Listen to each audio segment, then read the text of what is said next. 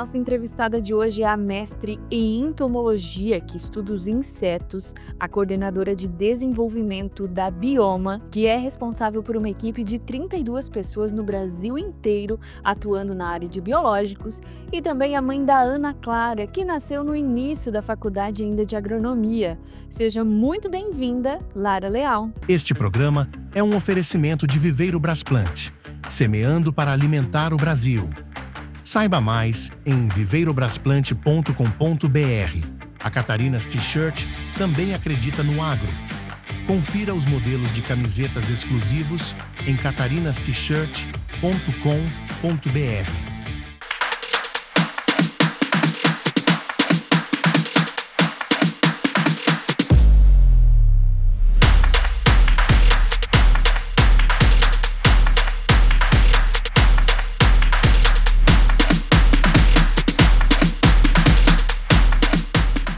Olá, seja muito bem-vindo ao podcast no AgroPod, e hoje eu tô tão feliz que nós estamos trazendo aqui nossa terceira entrevistada mulher, mostrando a força e a representatividade das mulheres no agro. Por isso, seja muito bem-vinda, Lara Leal.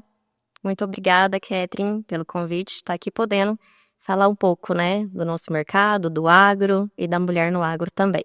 Que legal, ô Lara, e me chamou a atenção que você, além de continuar estudando, de ser uma mãe dedicada, de estar à frente, de uma empresa, de ter uma posição de liderança, você me disse que você engravidou logo no início da faculdade. Como que foi isso?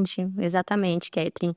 Até um assunto que poucas pessoas conhecem até da minha vida, assim, porque, como eu falei pra você, os bastidores que eu ter filha muito cedo, desde que eu entrei na faculdade, nunca interferiu em nada na minha profissão, Então, eu entrei grávida já na faculdade, eu sou formada na UFG, Universidade Federal de Goiás, no campus de Goiânia, E desde que eu entrei na faculdade, tive ela já no primeiro período e nunca parei de estudar.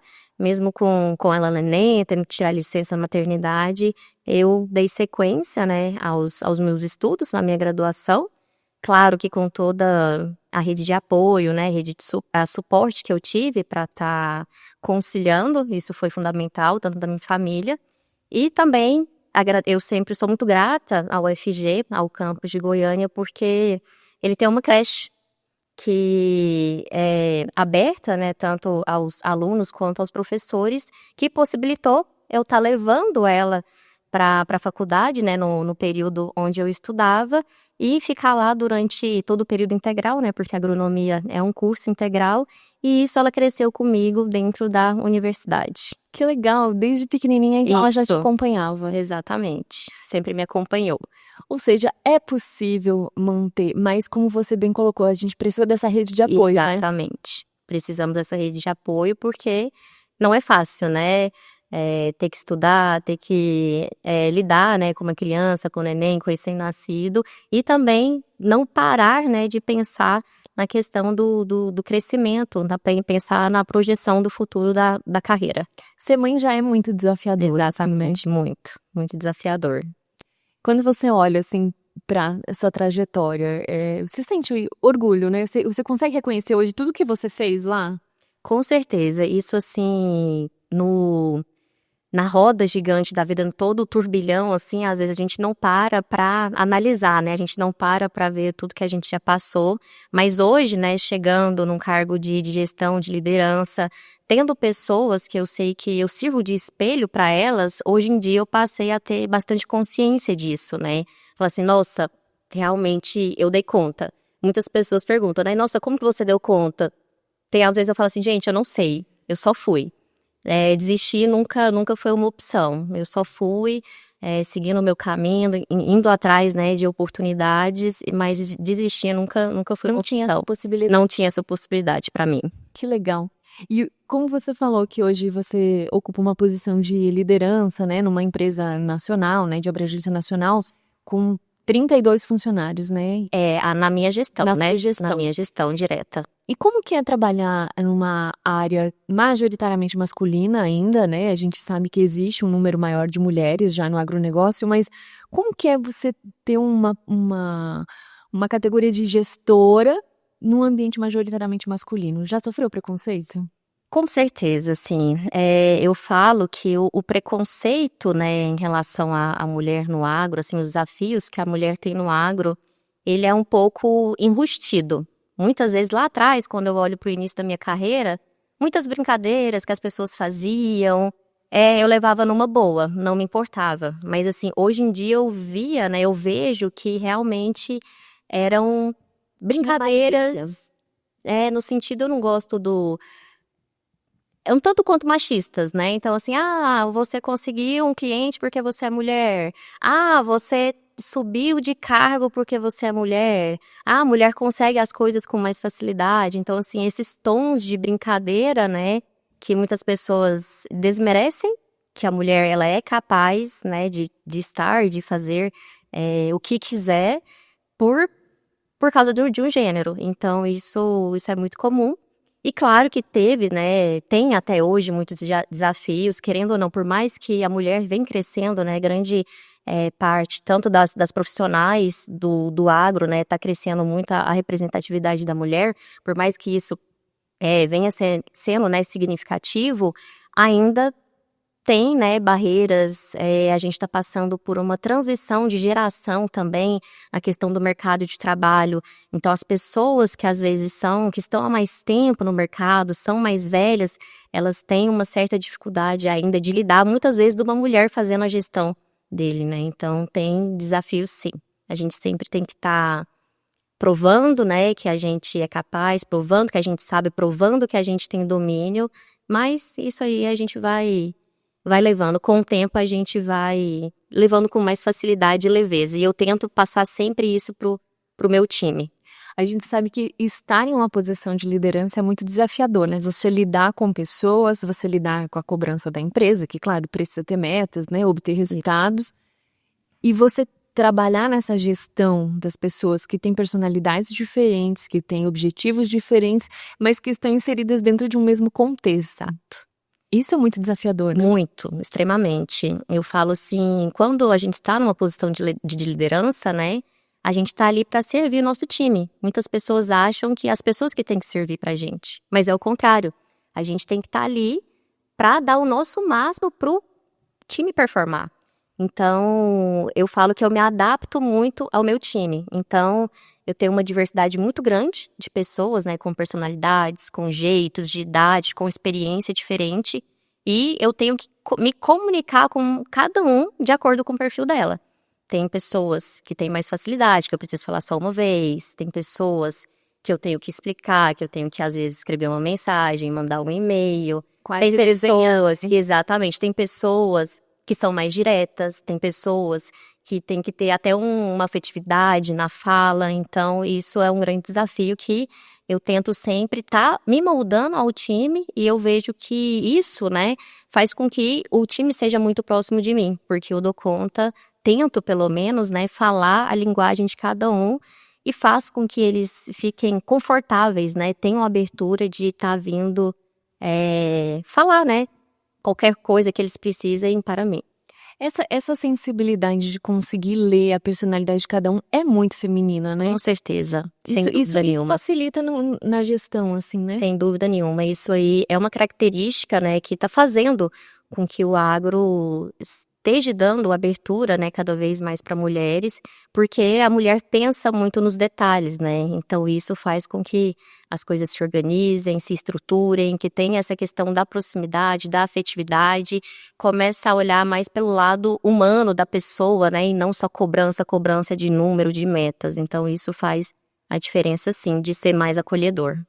Hoje, quando você chega para fazer a gestão do seu time ou para cobrar meta, de que forma que você foi formatando isso? Porque a liderança ela também vai se desenvolvendo, né? Entendendo como é o grupo, entendendo qual vai ser a próxima etapa disso.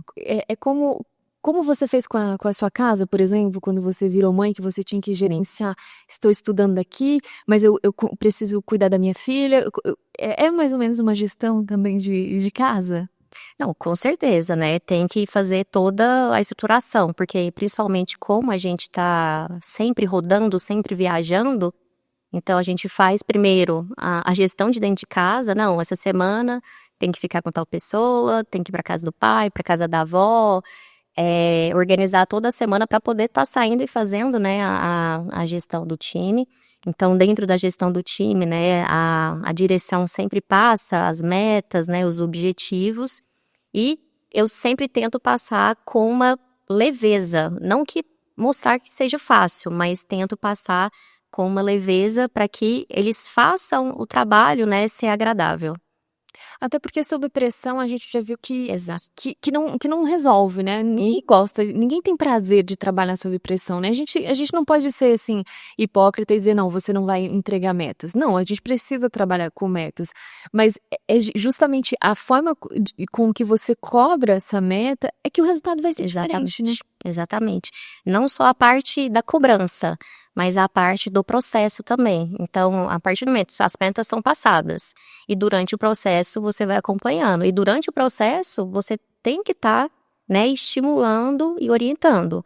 Então, durante o processo, parabeniza quando tem que ser parabenizado, e dá uma puxada, né, dá uma orientada quando às vezes não está seguindo o caminho para atingir a meta. Então, durante o processo, tem que estar sempre tendo, né, essas conversas, porque até mesmo, né, quem está ali na ponta vive a pressão do dia a dia, a questão, né, que o agro está passando por um período bem conturbado. Então, muitas vezes tem problemas que são tão simples de resolver, e por eles estarem no turbilhão ali, eles não dão conta de resolver e vêm até mim.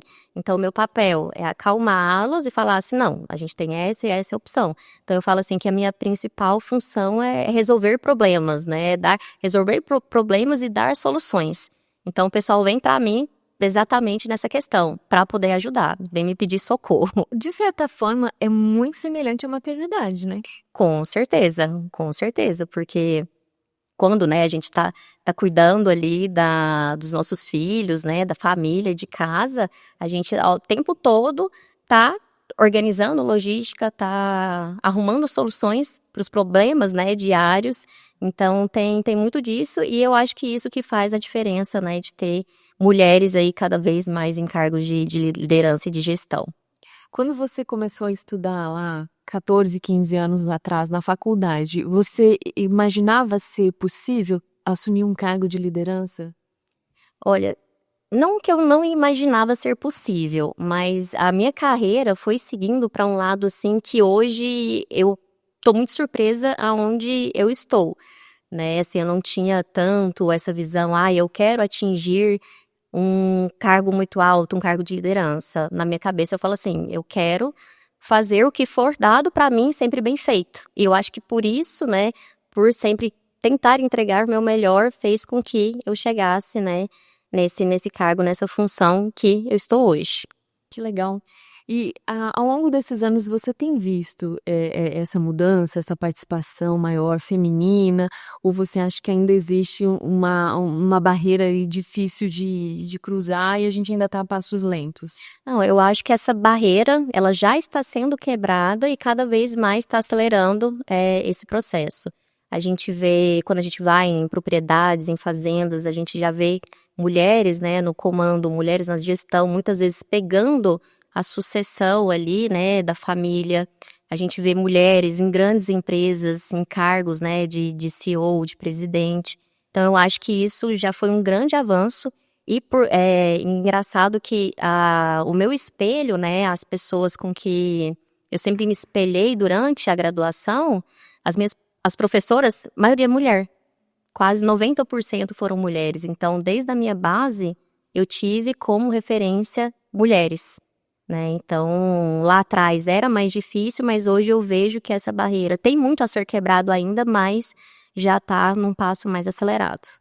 Hoje, quando você chega, ainda tem aqueles olhares assim, mulher. Tem, com certeza. Mulher, não só mulher, mas assim, o homem, né? Principalmente o homem analisa da cabeça aos pés, né? Então, desde uma roupa que você veste, desde uma cor de esmalte que você tá usando, o tamanho da unha. Então, assim, a mulher sempre tem que estar, vamos dizer assim, pisando em ovos para estar dentro desse mercado. Porque sem ela fazer nada, ela já é julgada. E eu vejo que existe uma linha, ela é bem subliminar, assim, bem tênue, entre a exigência de a mulher estar sempre bonita, bem vestida, bem arrumada, mas ao mesmo tempo não pode ser muito, porque se for muito, parece que ela é incompetente.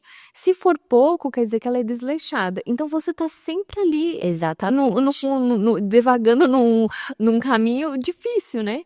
Porque assim, as mulheres, né, que trabalham ali no campo mesmo, a gente tem que ter noção das nossas vestimentas que tem que ser adequado para aquele momento.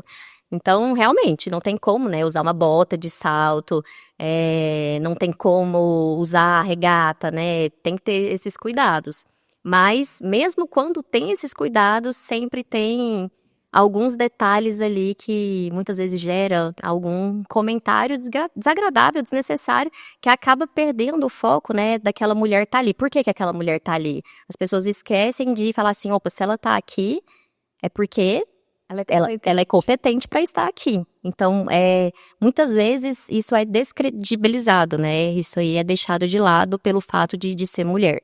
Ou seja, antes de você poder exercer o seu trabalho de fato, você tem que romper todas as barreiras que no mundo, no universo masculino não existe. Exatamente, exatamente. Então, por exemplo, tá ali numa fazenda, né, com o produtor, com o gerente. Então, muitas vezes você tem que conquistar aquela pessoa ali por, né, argumentos técnicos e tudo mais, mas você tem que ter cuidado com a mensagem que você vai mandar para esse produtor, para esse cliente. Você não pode ser muito simpática. Exatamente. Você tem que saber os horários que você manda até você ir conquistando. Tem uma questão, assim, que é até engraçada, né? Os produtores, gerentes das fazendas, né, são casados. Geralmente tem o próprio ciúme das mulheres, né, dos produtores, dos gerentes, quando tem alguma agrônoma atendendo na fazenda. Então, sempre tem algumas barreiras ali que dificultam um pouco o trabalho da mulher, mas isso tá sendo quebrado, né, conforme a gente falou. Que legal. E você migrou depois para a área de biológicos, né? Isso. Por que você despertou essa área? Desde o início da faculdade você queria trabalhar com essa área? Como é que foi? Não, é muito engraçado o meu trajeto em relação, né, à área de biológicos. Desde que eu entrei, né, na faculdade, como eu falei, eu nunca parei. Mesmo com o neném pequeno, eu sempre fiz estágio. E o primeiro estágio que eu fiz durante a graduação foi um estágio voltado para pecuária de leite, pecuária leiteira. Nada a ver com biológicos. Nada a ver com biológicos. Mas eu queria, né, estar conhecendo, ter a oportunidade, né, de estar na faculdade e conhecer um pouco de cada área. Então, eu entrei dentro desse programa, né, que ainda existe dentro da UFG, e ali a gente lidava, né, com toda a rotina da pecuária leiteira, tanto os tratos com animais, né, era voltado para os alunos, né, do agro, então tinha alunos, né, de zootecnia, de veterinária e de agronomia, então a gente lidava com todo o manejo do gado e também com o manejo da lavoura, porque o gado precisa comer, se alimentar, né, então a gente fazia todo o planejamento ali do plantio, do milho, para poder fazer a silagem e tudo mais. E quando eu estava fazendo esse estágio, eu acabei pegando a matéria de entomologia, né, que é a matéria onde estuda os insetos. E aí foi quando eu me apaixonei por essa matéria. E aí, quase finalizando já esse estágio, quando eu ia para as fazendas, eu já nem estava ligando mais para a parte animal, eu ia para a lavoura, eu só queria saber dos insetos, das pragas, fazia recomendação para o produtor de aplicações e tudo mais, então eu percebi que eu já estava saindo do foco ali, mais voltada para a parte animal mesmo. E aí, fazendo essa matéria, eu também tive uma sintonia muito boa com a professora, eu tive a oportunidade de fazer a prova e me tornar monitora dessa matéria, e eu comecei a auxiliar a professora na época aqui, que dava essa matéria, no pós-doc dela, que foi quando eu tive meu primeiro contato com o controle biológico, eu trabalhava com um microparasitoide, que é o tricograma, que ele parasita ovos de lagartas. Então aí foi o meu primeiro contato com o controle biológico, e aí desde 2012, eu nunca mais parei de trabalhar nessa área. Então tem mais aí de 10 anos que eu tô nesse meio, né, dos biológicos, desde controle biológico, desde de produtos biológicos, né. Aí foi que eu entrei em outro estágio na faculdade também, que era o manejo integrado de pragas, que aí a gente acompanhava as lavouras, fazia ensaios, né, com defensivos químicos e biológicos dentro de fazendas, né, dos produtores. E terminando a graduação, fui para o mestrado, e dentro do mestrado eu também trabalhei com controle biológico, né, no caso a praga que eu trabalhei foi a mosca branca, né, utilizava um fungo para fazer o controle biológico da mosca branca, né, que é uma praga de diversas culturas no campo. E de maneira geral, é uma das principais adversidades do produtor hoje. Isso. Fazer esse controle, esse manejo, que não, teoricamente seria até simples, mas a gente sabe que é muito difícil, né? Exatamente, a gente tem, o produtor, no geral, tem muitos desafios, né? Desde de esperar a chuva, se vai chover, se não vai chover, se vai fazer muito sol, pouco sol, questão de preço, de adubo, de semente, e desde que coloca a semente ali no campo, né, o produtor tem que ficar atento ao ataque de pragas, de doenças. Então, muita gente acha, né, que a vida do produtor é fácil, mas não é nada fácil. Então, é a luta diária ali para fazer com que aquela cultura que esteja ali no campo, né, tenha o máximo de produtividade.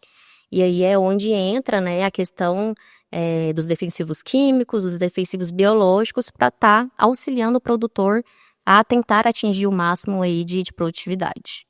Até porque a gente vê que a margem, né, de mercado do produtor é muito baixa, né?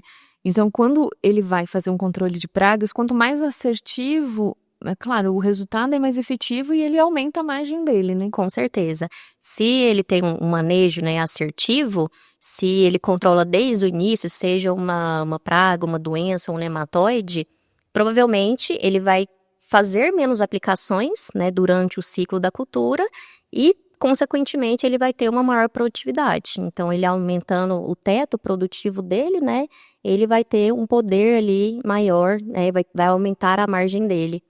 E o que é mais desafiador hoje no combate dessas pragas, desses insetos? Bom, tem diversos fatores, né? Porque cada praga, ela vai ter um comportamento diferente. Tem pragas igual, por exemplo, uma das principais pragas do milho, que é a Sphaudoptera frugiperda, né? Que é uma lagarta. Pela arquitetura do milho, ela acaba se escondendo dentro do cartucho do milho. Então, nesse caso, essa praga, a gente vai ter uma dificuldade para estar atingindo o alvo. Então, eu tenho que ser muito assertivo no momento da aplicação. Então, eu tenho que recomendar a aplicação, o produtor tem que acompanhar a lavoura dele no momento que ela esteja fora desse cartucho, para poder atingir o alvo. A gente tem também a questão de que vários produtos químicos não estão sendo eficientes mais para diversas pragas. Por não ter uma grande quantidade de moléculas químicas novas no mercado, acaba que as pragas, principalmente os insetos, eles são imunes. Já são, que a gente fala que é a questão da resistência, né? Os insetos vão selecionando, né, insetos resistentes. Então, o produto químico acaba diminuindo o seu efeito, sua eficiência, e aí é uma porta de entrada, né, que o biológico tem para estar auxiliando ali no manejo dessas pragas no campo. Para quem não conhece muito do biológico, qual que é a principal diferença dele e de que forma que ele age, de que forma que precisa ser feito esse manejo? Certo. Assim, o controle biológico, ele é muito diversificado, ele é bem grande. E, basicamente, em bem resumo mesmo, né, porque a gente tem muito tempo, ele é dividido em 2 segmentos, que a gente fala do controle do macro e do micro, né, o macro-organismo, né, e o micro-organismo. O macro são o uso de insetos, né, ou até mesmo nematóides, ácaros, para o controle de outras pragas. Então, a gente tem parasitoides de ovos, a gente tem ácaros predadores, a gente tem percevejos predadores, né, um caso, né, que um inseto que é muito conhecido, que é um predador extremamente voraz, é a joaninha. Então, tem casos que tem a liberação desses macro, e tem os micro-organismos, que são os fungos, os vírus e as bactérias. Que esses fungos, vírus e bactérias, eles são, né, dependendo do isolado ali, né, da espécie, ele combate ali tanto as pragas, quanto as doenças, né, os patógenos, quanto os nematóides também. Então, tem esses 2 segmentos. O segmento, né, que eu atuo hoje em dia é dentro dos micro-organismos. Então, eu trabalho com produtos que são à base de fungos, vírus e bactérias. Hoje, a empresa que você trabalha é a Bioma, né? Isso, é a Bioma. A Bioma, ela é focada em fertilizantes biológicos, então. São produtos biológicos. biológicos. É produtos à base de micro-organismos. Aí, dentro dos produtos, né, à base de micro-organismos, a gente tem a linha dos defensivos, a linha de controle biológico, que é a linha que vai controlar as pragas, as doenças, né, e os nematóides. E a gente tem a linha dos biológicos, né, que vai manejar a questão da disponibilização de nutrientes. Então, a gente tem produtos que vão fazer com que a planta supra a necessidade de nitrogênio e também tem produtos que vão fazer com que a planta tenha um melhor aproveitamento de fósforo, né, que são os produtos que a gente chama de inoculantes. Então, ela tem esses dois segmentos, que é o que eu atuo hoje em dia. E aí, quando a planta absorve mais fósforo, ela se torna mais resistente? Seria mais ou menos isso, a grosso modo, ou não? Também, é porque quando a planta, né, por exemplo, se eu faço uso de inoculante, né, principalmente nas leguminosas, a planta ela vai ter um aporte maior de nitrogênio. O nitrogênio é um nutriente essencial, né, para a célula das plantas, né, para a questão do desenvolvimento de folhas, questão do desenvolvimento de grãos. Então, querendo ou não, se essa planta está mais nutrida, ela vai ser uma planta mais vigorosa. Então, se ela vier a sofrer ataque, né, de pragas e de doenças, ela vai sofrer menos. Então, tem esse segmento, né, de aporte nutricional para a planta também. Quando a gente olha para o problema em si, né, combate de insetos, parece que é um problema assim. Uhum. Mas aí você vai abrindo as caixinhas e além das inúmeras variedades de insetos, tem ainda as mutações que eles vão sofrendo, como você bem colocou, que eles acabam se tornando resistentes, né? Então, é um trabalho, assim, muito minucioso, né? Exatamente. E é onde que o biológico ele vem para agregar muito. Porque até hoje, né, dentro dos produtos, dos defensivos biológicos, não existe casos de resistência. Então, por exemplo, vou dar o exemplo de um produto. Tem uma praga X no campo, esse produto, o que antigamente controlava de 80% a 90% daquela praga, hoje em dia esse produto químico, esse defensivo químico, está controlando aí de 50% a 60%. Nossa. Quando eu adiciono o produto biológico em uso associado com químico, o biológico, dependendo da praga, ele pode incrementar aí até 30% a mais. Então, assim, somando, né, os 50%, 60% mais os 30%, aí eu chego a 80%, 90% de controle daquele alvo. Então, o biológico, ele vem para somar ao manejo, né, que o produtor, que é mais adepto ao manejo químico, e ajudando também a quebrar o ciclo de resistência dessas pragas.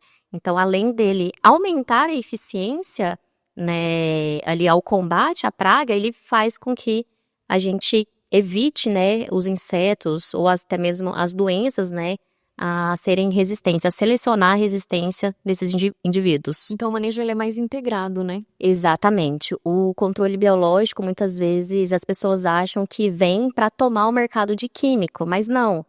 Ele é complementar ao químico, principalmente, né, com o uso excessivo, né? O Brasil, ele é um país tropical, onde não para o cultivo, né? Então, é cultura atrás de cultura e acaba por os químicos, né, não terem uma diversidade muito grande de princípios ativos para o produtor tá podendo rotacionar durante o ciclo de cada cultura ali que ele está plantando, acaba selecionando a questão da resistência, né, como eu já comentei. E aí o biológico ele vem exatamente para estar ajudando cada vez mais o produtor. É que a rotatividade ela já provoca isso, né? Você Isso. tentar evitar que aquela praga passe para outra cultura. Exato, exatamente. A gente fala, né, que a praga passar de uma cultura para outra é o que a gente chama de pontes verdes, né? Que principalmente os insetos, né, eles têm uma capacidade muito grande de se adaptar, né? Às vezes o sítio de alimentação dele é uma cultura, mas por aquela outra cultura estar ali no campo, ele vai se adaptando. Então, as próximas gerações, elas acabam se tornando um problema numa outra cultura que ela era uma praga secundária, vamos dizer assim, ela acaba se tornando uma praga primária. E eles são mais resistentes. Exato, também, né? são mais resistentes também e mais adaptados ao ambiente. A gente viu bastante a dificuldade do controle da mosca branca, por exemplo, na soja, né? Isso. É desafiador para o produtor fazer o controle dessa praga, né? Tem vários fatores, né, que tornaram desafio. Na safra passada, todos nós fomos surpreendidos por um surto gigantesco. Já tinha uns 5 a 6 anos que não havia um surto tão grande de mosca branca, isso devido às condições climáticas, né? O ano passado a gente sofreu, né, com o El Niño, onde nas principais regiões produtoras, né, do Brasil, teve a precipitação menor de chuva e altas temperaturas, que é o ambiente perfeito para essa praga, né, tá se multiplicando ali no campo. Então, juntou a questão da rápida multiplicação dela em altas temperaturas e a questão da dificuldade do controle, porque ela tem um hábito de alimentação de estar na parte abacial, exatamente na parte de baixo da folha. Então, pode ser que o produtor utilize uma ferramenta, a melhor ferramenta para mosca branca no mercado. Mas se ele não tiver uma boa tecnologia de aplicação para estar atingindo aquela praga ali na parte, né, de baixo da folha, a gente não vai ter uma boa efetividade de controle. E também a questão do período residual que aquele produto fica. Geralmente os produtos químicos, eles têm um residual não tão longo. E aí entra de novo a questão do biológico, porque quando eu faço o uso associado da ferramenta química com a biológica, o biológico tem vários mecanismos que fazem com que ele persista por mais tempo no campo. Então, ele persistindo por mais tempo no campo, a gente tem uma eficiência melhor de controle ali daquele alvo. Porque a pulverização, ela sempre vai ser de cima, né? Isso. Então, ele não vai ter contato com ela diretamente, né? Aí, o que a gente tem que usar, né, tem produtos que são colocados junto à cauda, né, de aplicação, como adjuvantes, para que aquele produto ali, ele fique aderido, né, à superfície da folha, mas aí entra, né, em outras questões, desde o bico de aplicação que você utiliza, desde a hora de aplicação que você está entrando também na lavoura. Tudo isso tem ferramentas, tem saída, né? Tem várias alternativas que dá para ser assertivo no controle, né, desse alvo, mas realmente quando a população estoura, né, na área, tem grandes dificuldades, né, de manejo. E no caso da mosca que a gente está falando, ela afeta muito a produção, né? Exatamente. Ela afeta tanto de maneira direta quanto indireta. Então, a mosca branca, a partir do momento que ela está se alimentando ali da cultura, ela causa dano por estar se alimentando ali da seiva. Então, isso também já gera um dano. Tem determinadas culturas onde a mosca branca é transmissora de algumas viroses também. Então, isso é mais complicado ainda, como, por exemplo, no feijão. E além dela se alimentar diretamente, né, que vão causar alguns distúrbios fisiológicos ali na cultura, que vão fazer com que a gente tenha uma redução da produtividade, a mosca branca, ela, a partir do momento que ela se alimenta, ela acaba liberando uma secreção açucarada, que a gente chama de honeydew.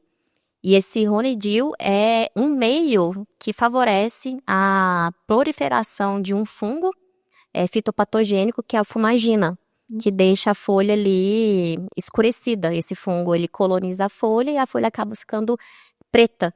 E aí, ela ficando preta, esse fungo ali, né, a planta acaba fazendo menos fotossíntese, né, ou seja, acaba produzindo menos. Todo mundo vai lembrar, quando eu falo assim de fumagina, quando você vai na casa da avó, do vô, ali no sítio, que tem um pé de limão, de laranja, que sempre tem um negocinho preto ali na folha. Aquilo é a fumagina, que também é causado, né, que pulgão também faz com que apareça a fumagina, mas assim como a mosca branca também. Aí acaba diminuindo a taxa fotossintética ali da cultura.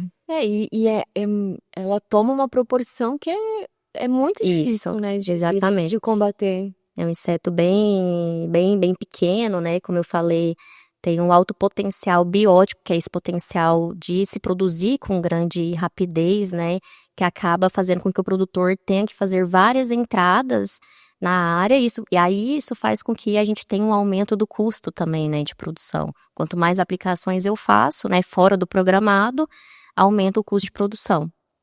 E de uma maneira geral, esse desafio é o que te gera curiosidade também? Com certeza. toda safra sempre tem um desafio novo, né? Cada ano é um ano, cada ano a gente tem um clima diferente, né? Então, esse ano, o fenômeno climático, né, que tende a acontecer é o Laninha. Então, nas principais regiões produtoras, vai chover mais, aí quando chove mais, aí a gente já vai para a questão das problemáticas das doenças, né? Mas quando chove, quando é muito quente, aí tem as pragas também. Então, são vários fatores, vários desafios que o agro, né, proporciona e a agricultura proporciona todos os anos. Então, não existe receita de bolo. Todo ano é um ano diferente e a gente nunca vai saber de tudo. Então, a gente sempre tenta estar tendo conhecimento, né, para levar as melhores ferramentas aí para o produtor no campo. E aí você continua pesquisando e testando na prática, porque você precisa ver qual vai ser a efetividade real daquele... Porque uma lavoura ela vai ser diferente da outra, né?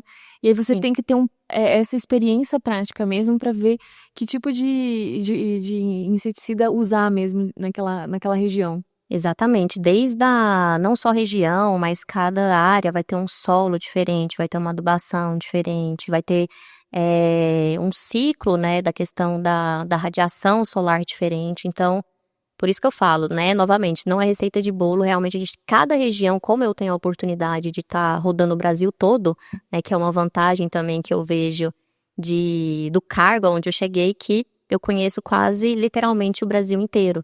Então, para cada região que eu vou, é uma realidade diferente. Então, assim, uma recomendação que a gente faz para a região X não é a mesma que a gente faz para a região Y. Uma praga que é problema em uma região, muitas vezes não é problema em outra. Fora a diversidade gigantesca de culturas, né, que a gente tem. Desde a parte de cereais, desde a parte de HF. Então, tudo... É bem dinâmico. Todo dia eu falo que eu não saio de casa, ou quando eu tô em casa, recebo alguma ligação, alguma mensagem, eu sempre aprendo alguma coisa no dia. Que legal. Sempre aprendo. E falando um pouco assim da sua atuação, como que funciona? Você é gestora dessa equipe, que são cerca de 32 profissionais, e eles estão espalhados no Brasil inteiro. Exato, estão praticamente todos os estados. Então, a minha área de atuação, né, o meu setor, que a gente denomina de desenvolvimento de mercado, né, atualmente eu estou como coordenadora desse setor dentro da Bioma, e o desenvolvimento de mercado, a gente brinca que é a peça coringa dentro, né, das empresas, porque o desenvolvimento de mercado, ele é a parte técnica. Então, é a parte que tem que capacitar todo o time, seja de assistente, seja o time comercial, tem que capacitar sobre o nosso portfólio, e é a área onde liga a pesquisa ao comercial, onde liga o marketing ao comercial, onde liga novos produtos, né, que a empresa está lançando para o campo. Então, o desenvolvimento de mercado está em todos os setores. É o cordão umbilical. Exatamente, é ele que faz a ligação com todos os setores da empresa. Então, assim, nós somos o departamento técnico, mas além disso, o que adianta eu só saber a parte técnica do meu portfólio? Eu tenho que ter a visão de mercado. Opa, peraí, eu fiquei sabendo, né, eu estou acompanhando no campo que está aparecendo tal praga. Então, tem que ficar junto com o comercial ali, opa, essa é a estratégia que nós vamos utilizar agora. Não, precisa uma região, por exemplo, falando da parte, né, da ligação com o comercial, uma região está fraca ou está com dificuldade de escoar um produto em específico. Opa, vamos fazer uma ação em cima, né, seja uma palestra, seja um evento, seja um dia de campo, para estar mostrando para o pessoal daquela região ali a eficiência do produto. Então, assim, é um setor extremamente dinâmico, é até difícil da gente descrever, né, todas as funções aí que a gente faz. Mas isso é legal porque é o que você falou, você está integrada com todas as áreas, setores, né? Todas as áreas. E isso que é desafiador, você mostrar para uma área que essa aqui também precisa contribuir, que essa também é importante, e juntar tudo isso para ter resultado, né? Isso. Eu até esqueci de falar também que a gente é muito psicólogo também. Porque tudo que vem falar, vem conversar, né? Que a gente, abreviação, né? Desenvolvimento de mercado, que a gente fala DM. Tudo vem pro DM. Vem desabafar, porque tá difícil vender. Então, a gente faz essa parte da psicologia também, para acalmar todo o time. Falar assim, não, calma, tá com dificuldade? Não, vamos ajudar. Não, eu vou pro campo com você. Então, o meu time, né, que tá hoje em dia espalhado aí praticamente todas as regiões do Brasil, tá à frente aí, né, do time, ajudando o time comercial a aprender a ter mais conhecimento do portfólio da empresa, né, para que a gente fomente cada vez mais vendas. Porque no final de tudo, né, toda empresa quer Sobrevive de venda. de vendas, por mais Resultado, claro. exatamente. Então, não adianta a gente fazer todo um trabalho só técnico, se isso não se converte em vendas. Então, a gente está aqui exatamente, né, para ajudar o comercial a se capacitar e a ter mais facilidade para estar posicionando as nossas tecnologias no campo. Para ter esse equilíbrio também, né? Porque é isso, você não vai conseguir vender um produto que ele não é bom ou que ele não tem o resultado para aquela cultura. Então, não adianta só você tentar vender. Você tem que vender consciente do que você está oferecendo e que vai ter um resultado, né? Exatamente. E hoje em dia, assim, o produtor, ele não quer... Tem inúmeras empresas no mercado, né? Só para você ter uma ideia, hoje em dia, de quantidade de empresas de produtos biológicos que a gente tem no Brasil, são mais de 150 empresas. Nossa. Nós temos aí de produtos registrados mais de 650. Então, assim, fora, isso eu tô falando só da parte de biológico, fora o que o produtor tem, né, de contato com os defensivos químicos, fora todas as outras empresas de fertilizante, de semente. Então, o produtor, ele é muito bombardeado por informações. Então, eu sempre falo, né, pro pessoal, tanto do meu time quanto pro pessoal do comercial também, que a gente tem que levar um diferencial, que a gente tem que levar um conhecimento a mais pro produtor. Não é só ir lá, vender o produto e falar assim, meu produto é bom, funciona, pode colocar. Não, meu produto é bom por quê? O que que ele vai te agregar? O que que ele vai estar, né, te entregando, seja agora ou seja no futuro, diminuindo inóculo de doenças para a próxima cultura. Então, a gente tem que levar informação de relevância, porque o acesso à informação hoje está muito dinâmico, mas quem vive, quem está dentro dessa área, quem está dentro desse meio, ele tem que ser especialista naquele assunto. Então, é isso que faz que a gente leve um diferencial para o produtor. Então, eu sempre estimulo o pessoal a levar algo de diferente, para estar agregando ali, e para o produtor dar, opa, peraí, aquela pessoa tem um valor diferente, né? Ela me trouxe uma informação que eu não tinha conhecimento, então ele passa a olhar você de uma maneira diferente. E esse é um ponto interessante de você falar que eu vejo muito isso, né? Não é só uma venda, é um relacionamento. Exato. Porque você ganha a confiança dele a partir do momento que você mostra um produto eficiente e que você está sendo transparente. Porque é um trabalho de continuidade. Na safra seguinte, você vai precisar vender de novo, ele vai precisar comprar de novo.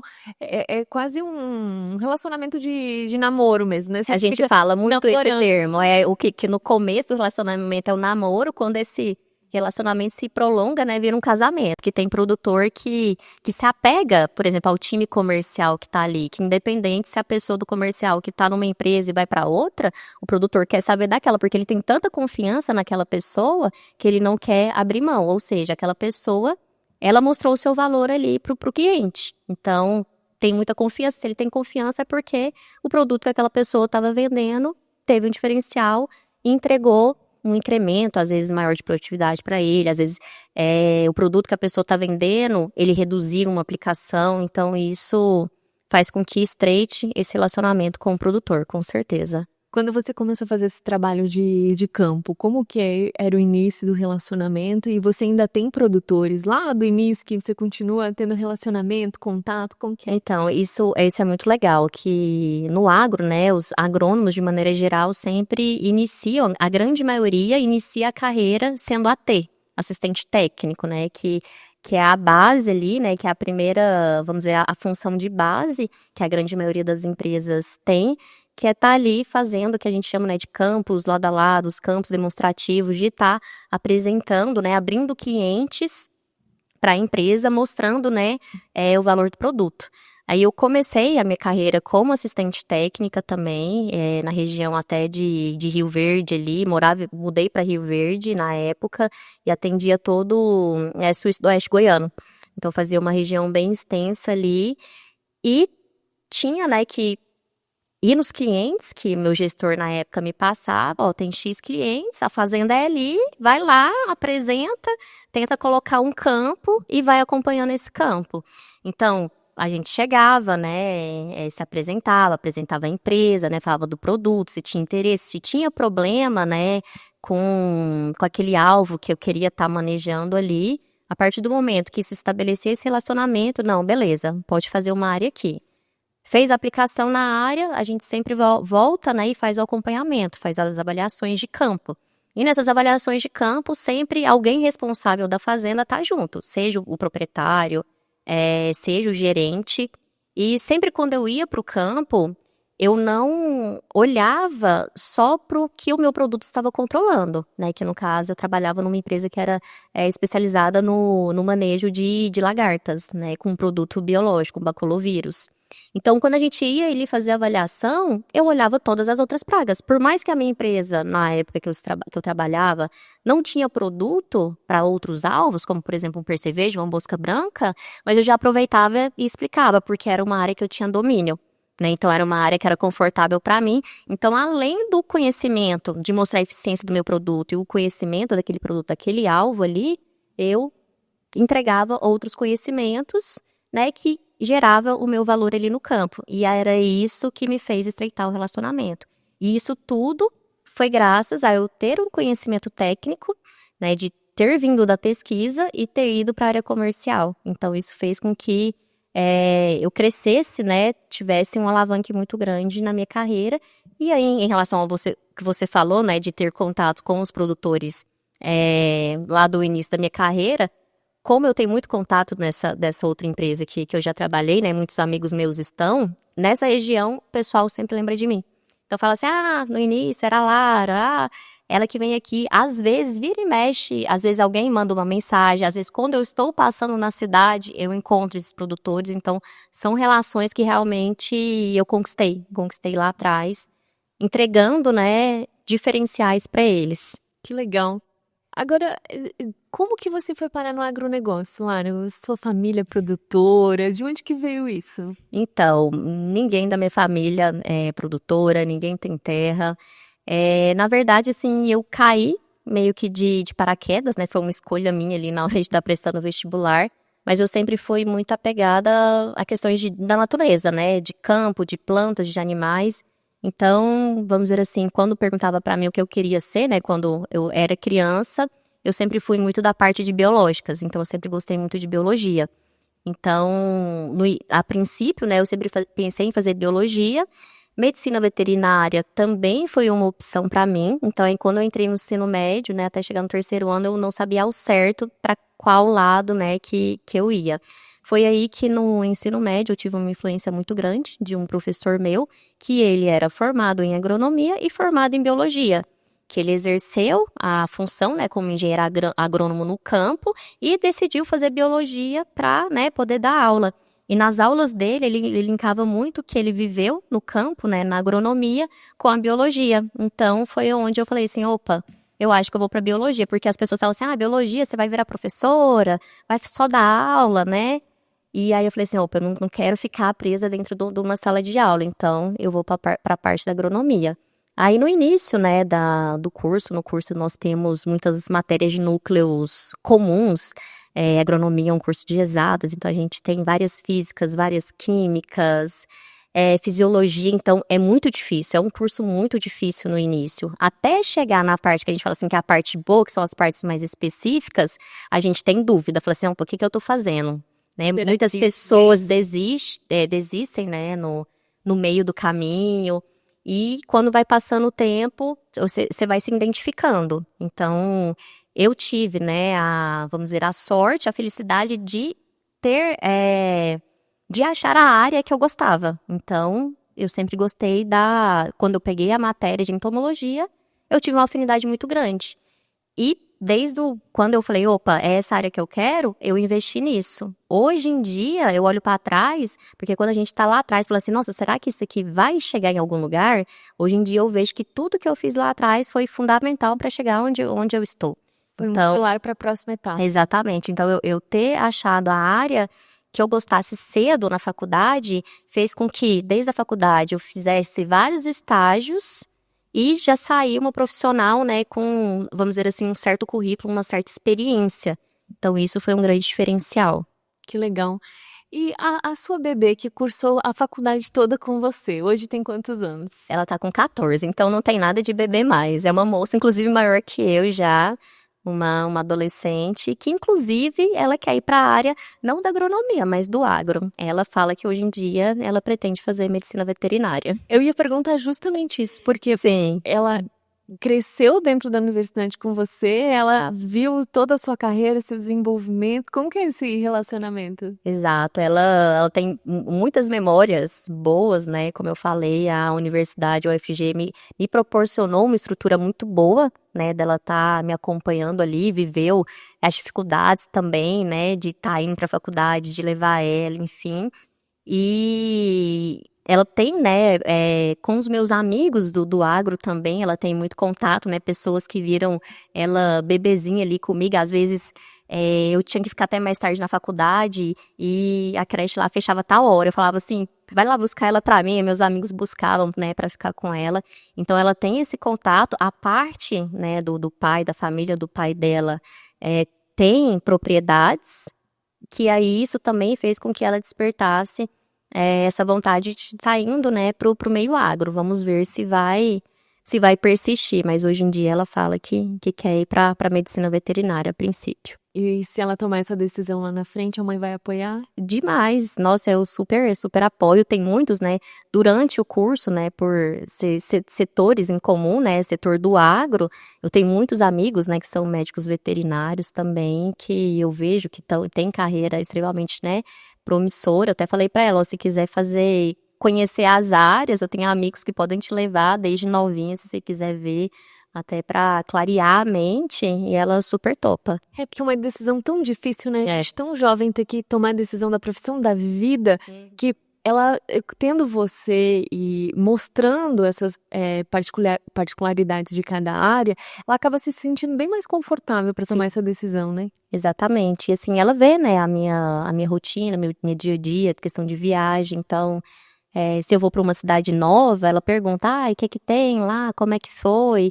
Eu vejo muitas coisas, né, diferentes, né, então ela tem muita curiosidade de estar sabendo, né, onde eu tô, para que cidade que eu vou, para onde que eu tô indo, qual que é a minha próxima parada. Que legal. Você falou muito da gestão de desafios, né, que eles nunca terminam, você passa o dia lidando com desafios. Como que você imagina aí os próximos anos da agricultura? A gente sabe que está passando por um momento difícil, mas como tudo, a agricultura, ela dá uma baixa, daqui a pouco ela vem com toda a força de novo, ela continua sendo o terço do PIB, né, nacional e sendo essa força tão grande. Como que você vê os próximos anos? Bom, é a famosa frase, né, o agro não para. E realmente, assim, o produtor, ele pode sofrer, né, às vezes quebras aí de produtividades baixas, mas o produtor rural, eu falo que ele é muito resiliente. Então, ele tá ali, levou rasteira, mas ele vai no próximo ano sempre arriscando, porque ele acredita, ele sabe que em algum momento aquilo ali vai retornar, né, vai voltar a dar certo. Então, se as condições climáticas, né, desse ano realmente forem favoráveis, a gente vai voltar com certeza, né, a ter não uma crescente, né, do mercado, mas o produtor, ele vai arcar com os prejuízos, né, que ele teve, principalmente na safra anterior, e tudo, na verdade, depende mais do clima, né? Então, cada safra a gente tem que esperar para ver como é que vai ser o clima, para gerar uma expectativa, né, uma perspectiva de produção. Mas o agro no Brasil, ele sempre vai crescer. Ele sempre vai acelerar. Exato. Segue o caminho. O produtor, ele vai continuar plantando, vai ter produtor que vai continuar abrindo áreas.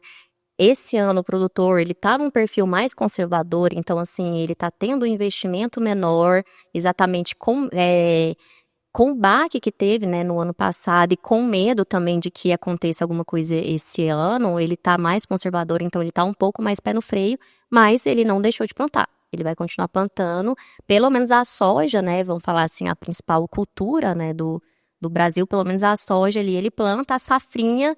O produtor sempre está esperando para ver, né? Então, a safrinha, quando vê que a soja foi boa, opa, peraí, então dá para arriscar. Dá para arriscar. Aí vai para a safrinha, né? Do milho, no caso, de maneira geral. Que legal. E Você imaginando, assim, as mulheres que querem fazer parte do agro, que querem ocupar um espaço de destaque, imaginando a sua filha também, que está pensando, né, em entrar, o que você diria para elas, assim, como, olha, não se iluda que você vai encontrar desafios, mas também tem um caminho muito bom por aqui. Bom, eu acho que o principal caminho é o estudo, é o conhecimento. Então, quando você domina aquele assunto, aquela área, isso facilita demais, né, o diálogo, a conversa do dia a dia, né, que como eu falei que você leva um diferencial, então eu acho que o estudo nunca é demais, a gente sempre tem que estar aprendendo. E também tudo que te propor a fazer, você sempre tentar fazer bem feito, né. Então, hoje um grande desafio, eu acho que não só no meio agro, mas em todos os meios, é a questão de pessoas, né, que muitas vezes fazem corpo mole, às vezes, não, isso aqui é muito difícil, desistem muito fácil, né, então, persistir, se realmente você quiser aquilo, né, persistir, insistir e tentar sempre entregar o seu melhor. Então, acho que são esses os principais 2 conselhos, né, a questão do estudo, do conhecimento e se propor sempre a fazer o seu melhor. Que legal. E hoje o que você almeja ainda dentro do agro? Você já é mestre, você já ocupa uma posição de coordenação, mas a gente sempre está de olho um pouquinho mais à frente, né? Sim, hoje em dia, né, eu não sou aquela pessoa, que tenho aquela projeção de 10 anos, mas eu sou mais assim de 1, 2, 3 anos. Hoje em dia, por estar nesse cargo de gestão, a minha principal meta e objetivo, assim, são formar líderes, né, competentes. Então, hoje em dia, meu foco é quase 100% assim no desenvolvimento do meu time e é muito gratificante a gente ver o crescimento deles, né, ver eles se tornando gestores também. Então, esse é meu principal foco e é claro que a gente sempre quer crescer, né. Então, hoje em dia, eu já estou no cargo, né, de relevância, mas trabalho para estar almejando cargos maiores, né, na empresa. Exatamente. Com de trabalho, Exatamente. já te proporcionar isso, né? Com certeza. Que legal, Lara, eu quero agradecer, assim, acho que foi um bate-papo tão gostoso, porque eu acho tão legal ouvir essas histórias, assim, como você, de superação. A gente vê, assim, muitas meninas que engravidam antes ainda, ou no meio da faculdade acabam desistindo, e para você isso não foi um empecilho. Pelo contrário, eu vejo que foi tão motivador. Força, exatamente. Sempre foi assim que... lógico que a gente tem o perfil da mulher guerreira, né? De que cansa, chega no momento, né? Que é exaustivo, que cansa. Então, assim, hoje em dia, amadurecendo mais, a gente tenta equilibrar mais as energias, né? Mas com certeza foi um empurrão, assim, né? De falar assim, opa, eu tenho uma filha aqui, né? Pra criar, pra sustentar, então quero dar o melhor pra ela, então eu preciso dar o meu melhor pra poder dar o melhor pra ela também. Que legal. Por isso, inclusive, eu quero te dar um presente. Em agradecimento a você ter participado do nosso patrocinadora, Catarinas T-Shirt, uma camiseta exclusiva aqui do podcast, no AgroPod. Adoro. Olha, vamos abrir o presente aqui. Espero que você goste, para você poder usar e levar também. Com certeza, levarei. Essa marca que a gente criou com tanto carinho e que tem nos surpreendido tanto com histórias tão incríveis como a sua. Eu que agradeço o convite, né, de vocês terem chegado até mim, tá fazendo esse convite. E foi realmente muito, muito gostoso o nosso bate-papo. Já dei palestras, treinamentos, mas podcast foi o primeiro que eu participei. Então, agora isso é bacana. Inclusive, já participei de um podcast. Exatamente, já pode ir pro currículo esse item também. Que legal, muito bacana. Obrigada, Lara. Muito obrigada, Ketri. E ó, se você quer uma camiseta como a da Lara ou como a minha, você encontra lá no site da catarinastshirt.com.br. Eu fico por aqui com esse bate-papo muito especial. Siga lá a nossa página, curta, dê um like, que no agro a gente sabe que pode e as mulheres também podem. Eu fico por aqui e a gente se vê na semana que vem. Até mais! Este programa é um oferecimento de Viveiro Brasplante, semeando para alimentar o Brasil. Saiba mais em viveirobrasplante.com.br. A Catarinas T-Shirt também acredita no agro. Confira os modelos de camisetas exclusivos em catarinast-shirt.com.br.